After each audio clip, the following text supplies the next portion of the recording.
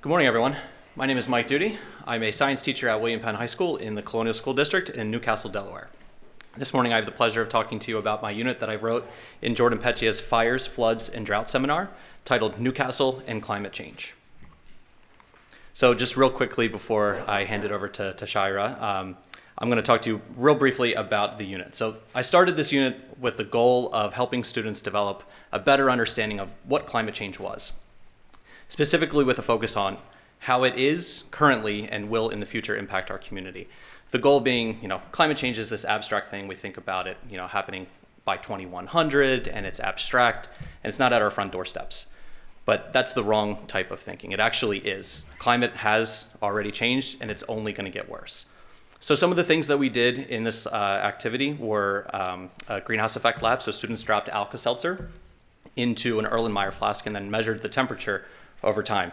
And it's a really easy demonstration, but it's very powerful to show what the greenhouse effect does.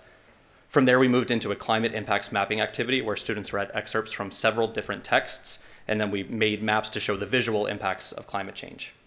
And then I think the crown jewel of this unit was the climate data analysis. So students actually looked at historical data dating back to the 1940s for the Newcastle area and looked at things like temperatures in July and January, rainfall, and then also sea level rise. And then they also did an investigation of what adaptation and mitigation strategies would look like. But you don't want to hear from me.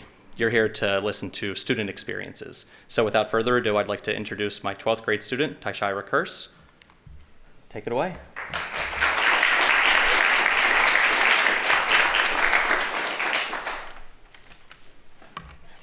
Hi, everyone. My name is Tyshira Kearse. I am a senior at William Penn High School, and my college/career aspiration has got to be that I want to be an environmental chemist when I get older. Maybe work for NASA, who knows? Yeah.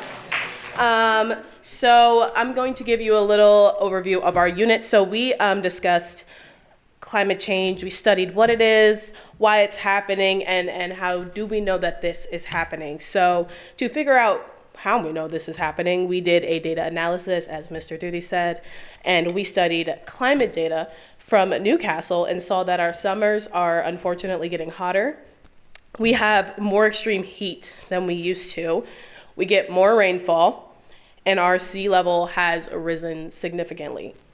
Not good things at all, unfortunately.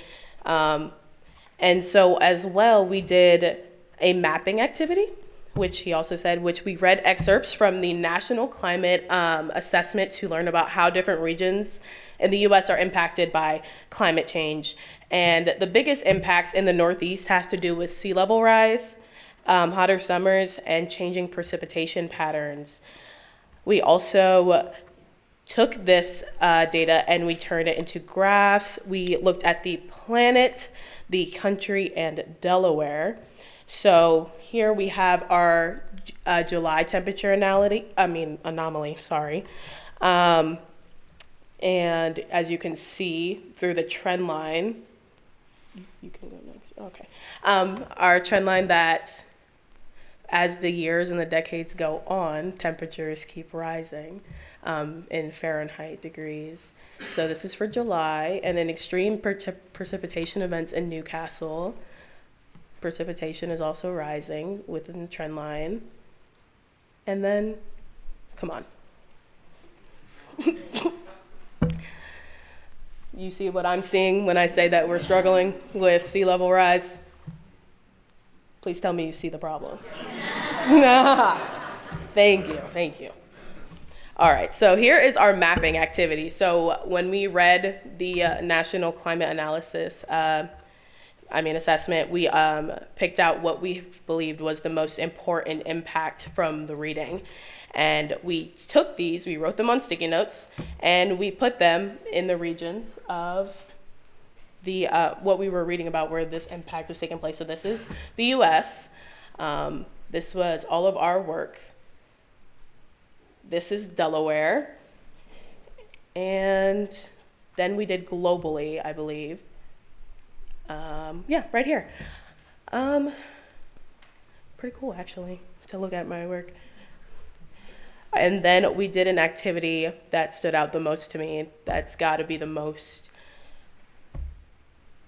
heart-wrenching thing ever, was this book that we read called the 2084 Report, which is a fictional account of what life is like in a climate-altered future.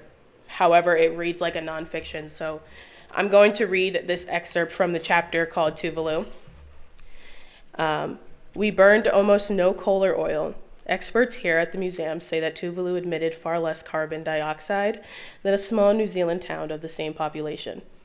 But as the seas began to rise, Tuvalu's problem was geography. Our highest point was about 15 feet above sea level.